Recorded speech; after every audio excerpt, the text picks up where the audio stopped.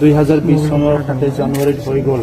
ইয়াৰ বহুতখিনি দফা অলৰেডি ৰূপায়ণ হ'ল আৰু যোৱাকালি আমি একৰ্ডৰ 9 নম্বৰ দফা মতে NDB প্ৰাক্তন NDBৰ যিখিনি আমাৰ কেডাৰ আছে, লিডাৰ আছে, যিসকলে য'ত এলিজিবল তেখেতসকলক আৰ্মি, CRPF, BSF, CISF, বিভিন্ন যিটো SSB আমাৰ সংস্থা আছে তাত ৰিক্ৰুইট কৰাৰ কাৰণে প্ৰি ৰিক্ৰুইটমেণ্ট ট্ৰেইনিঙৰ কাৰণে যোৱাকালি মিটিং হৈ গ'ল।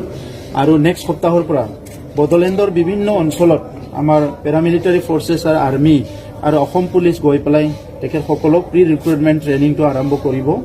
আৰু আজি আনুষ্ঠানিকভাৱে যিটো ৰিহেবিলিটেশ্যনৰ এটা দফা আছিলে যে তেখেতসকলক বিভিন্ন বিষয়ত অলপ স্কিল ট্ৰেইনিং দি পেলাই সংস্থাপনৰ ব্যৱস্থা কৰি দিব লাগে। বহুতখিনি NDB ল'ৰা আছে যিসকলে চাকৰিৰ বয়স নাই, সেইসকলৰো পৰিয়াল আছে। গতিকে আজিৰ পৰা SIRD, PNRD, Bodoland government, Assam police আৰু বিভিন্ন সংস্থা লগ লাগি আজিৰ পৰা তেখেতসকলক স্কিল ট্ৰেইনিং দিয়াটো আৰম্ভ কৰিছে আৰু আৰম্ভ হৈ যাব আৰু সেইটো কণ্টিনিউ হ'ব।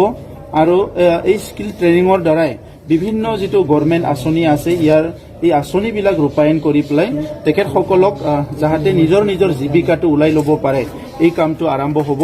আৰু সেইকাৰণে আজি NDB কেডাৰসকলক ইয়াত মাতা হৈছে, প্ৰাক্তন কেডাৰসকলক, আৰু তেখেতসকলে নিজৰ যোগ্য অনুসৰি বা তেখেতসকলক ট্ৰেইনিং কৰাই পেলাই কেনেকৈ স্বাৱলম্বী হ'ব পাৰে, বিভিন্ন বিষয়ত কেনেকৈ কাম কৰি নিজৰ পৰিয়াল চলাব পাৰে, এইখিনি কাম আজিৰ পৰা আৰম্ভ হ'ব। মই অসমৰ মুখ্যমন্ত্ৰী ডাঙৰীয়াক স্পেচিয়েলি ধন্যবাদ দিছোঁ যে তেখেতে অহা 6 মাহৰ ভিতৰত BTR একৰ্ডৰ যিখিনি দফা আছিলে সকলো দফাক ৰূপায়ণ কৰাৰ কাৰণে কাম কৰিম বুলি তেখেতে ইতিমধ্যে ইনিচিয়েটিভ লৈছে। ইয়াৰ কাৰণে মই তেখেতক ধন্যবাদ জনাইছোঁ। আৰু আজিৰ পৰা আমাৰ এই কাম সমগ্ৰ বড়োলেণ্ড অঞ্চলত অকল NDB কেডাৰৰ কাৰণে নহয়, বিভিন্ন যুৱ যুৱতীসকলৰ কাৰণে স্কিল ট্ৰেইনিঙৰ কাম কণ্টিনিউ এতিয়া চলি থাকিব। কিমান সংখ্যক চব যিখিনি আৰ্মি পুলিচত চাকৰি নাপায় বাকীখিনিয়ে চব সংস্থাপন পাব, ইয়াত কোনো অসুবিধা নাই। আৰু ইতিমধ্যে 4,000 কেডাৰক 4 লাখকৈ টকা দিয়া কথা চৰকাৰে ঘোষণা কৰিছে। আমি বড়োলেণ্ডৰ পৰা 50 কৰোৰ দিম আৰু অসমৰ পৰা 110 কৰোৰ দিব, 160 কৰোৰ টকা ইতিমধ্যে আবণ্টন কৰা হৈছে। আৰু তেখেতসকলৰ ৰিহেবিলিটেশ্যনৰ কামটো ক্ষিপ্ৰতাৰে চলিব। কেছ উইথড্ৰলৰ কামো চলি আছে, যিখিনি কেছ অলৰেডি শ্বৰ্ট আউট কৰা হৈছে অতি শীঘ্ৰে সেইটো উইথড্ৰ কৰা হ'ব আৰু বাকীখিনিও উইথড্ৰ কৰাৰ কাৰণে কাম কাজ চলি আছে।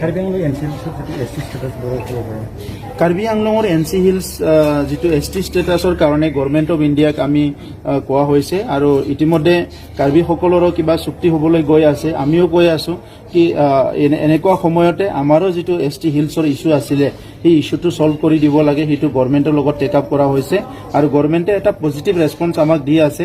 আমি আশা কৰিছোঁ within short period of time Karbi আংলঙৰ যিটো ST ষ্টেটাছৰ লৈ পেলাই যিটো ইছ্যু আছে সেইটো ৰিজল্ভ হ'ব। বাকী যিবোৰ জেলত বৰ্তমানলৈকে NDB আছে তেওঁলোকৰ কাৰণে কি ব্যৱস্থা তেখেতসকলৰ কাৰণে আলোচনা কৰা হৈছে। কেছবিলাক অলপ মানে ছেগ্ৰিগেট কৰা হৈছে বা ছেপাৰেট কৰা হৈছে, কোনটো হাইনিয়াছ ক্ৰাইম, কোনটো নন হাইনিয়াছ ক্ৰাইম, কোনটো CBI কেছ, কোনটো NIA কেছ, এইবিলাক গোটেই মানে ঠিক কৰা হৈছে। আৰু ইয়াৰ পিছত পৰ্যায়ক্ৰমে এটাকৈ কেছবিলাক ডিজল্ভ হৈ যাব বা এইটো মানে কেছটো মানে ছল্ভ হৈ যাব। তো সেইকাৰণে অলপ সময় লৈছে, কাৰণ ইফালে কোভিড আছে, অফিচবিলাক ঠিকমতে চলা নাই, তো সেইকাৰণে অলপ সময় লৈছে। কিন্তু মই আশা কৰিছোঁ উইদিন 2021 সকলো সমস্যা সমাধান হৈ যাব। NLFBৰ কোনো আহ্বান কৰিব লগা নাই এতিয়া। তাত যিকেইজন ল'ৰা গৈছে সেইসকলক কোনোবাই হয়তো ইনষ্টিগেট কৰিছে, কিন্তু সেই সকলো ল'ৰাৰ ভিতৰত কোনোবাই যে ডাঙৰ এটা ৰেভলিউশ্যনটো লিড কৰিব পাৰিব তেনেকুৱা পৰিৱেশ মই দেখা নাই। তথাপিতো তেখেতসকলে কাৰোবাৰ ইনষ্টিগেশ্যনেই হওক বা নিজে চিন্তা কৰিয়ে হওক যিটো আৰ্মছ লৈছে এইটো আজিৰ কাৰণে ভাল খবৰ নহয়। আমি তেখেতসকলক আহ্বান কৰিছোঁ এতিয়া সমাজক আগুৱাই নিয়াৰ যিটো যুদ্ধ এইটো সমাজত থাকি হ'ব লাগে আৰু এইটো অৰ্থনৈতিক যুদ্ধ হ'ব লাগে, গুণগত শিক্ষা লোৱাৰ এটা যুদ্ধ হ'ব লাগে।